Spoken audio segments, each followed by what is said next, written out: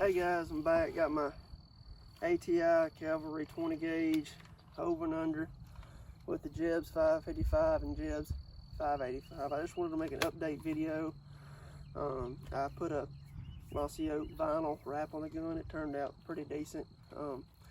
Added me a Tacticam and actually took a bird with it the second day of Mississippi season. They've been pretty hush mouth since then, but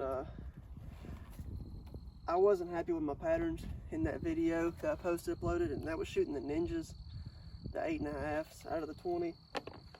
I switched to the regular Apex 9s.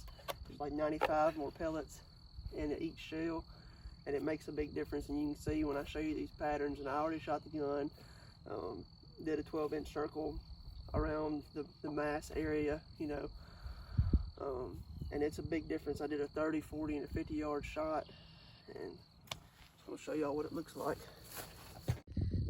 So here's my, that's my target, set up at 40.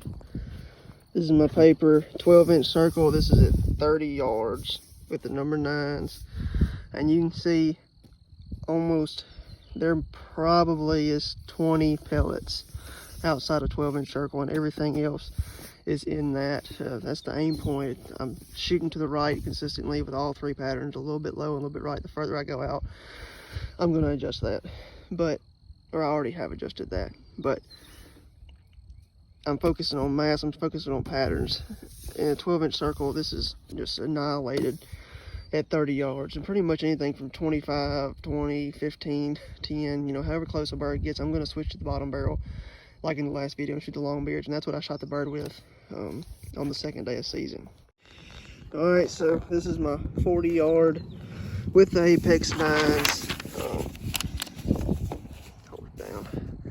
You can see, like I said, that most of your, I mean, there is obviously, the further you go out, there's more pellets getting outside the 12-inch circle, but majority of the pattern is still right there, man. That's a tight pattern for a 20 gauge with that Jebs 555 at 40. That's really nasty. So show y'all the 50 now.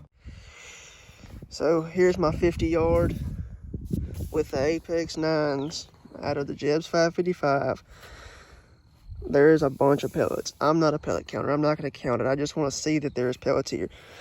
This is a 30-inch sheet, or 28, whatever it is, 30, 28-inch sheet. There's pellets on this whole sheet right here. And at 50 yards, that's exactly what I'm looking for, because that is the max I'm going to shoot in a bind. And that's the purpose of me shooting this 20 gauge, number one, is because, and the over-under is because I can get my range at 50 yards, but I've also got a pattern that's not much different from this at 20. Because if he's bobbing, and at 50 yards, one head move, I've got a dead bird. Head moves, I got a dead bird, but your mass is still right where you need to be. Like I said earlier, it's a little right, it's low. I've already adjusted the sight, it's fine. But this video is just showing what you can get out of a 20 gauge. Hope y'all get something from this.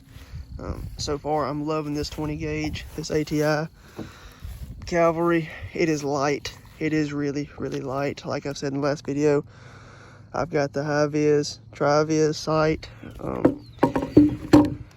It's nice to carry. It's not bulky, heavy, it's not long, it's shorter than even most youth model, compact, whatever you want to call it, 20 gauges. I highly recommend anybody go into this. You've got close range, you've got long range, not a whole lot of recoil. It's hard to beat. I hope I've helped some of y'all with this. I'm going to be posting another video with my backup gun. It's a SXP 20 gauge with a 560 Indian Creek, the red dot. I'm just going to do a few shots with it with some different rounds. So hope y'all check that out too. Thank y'all.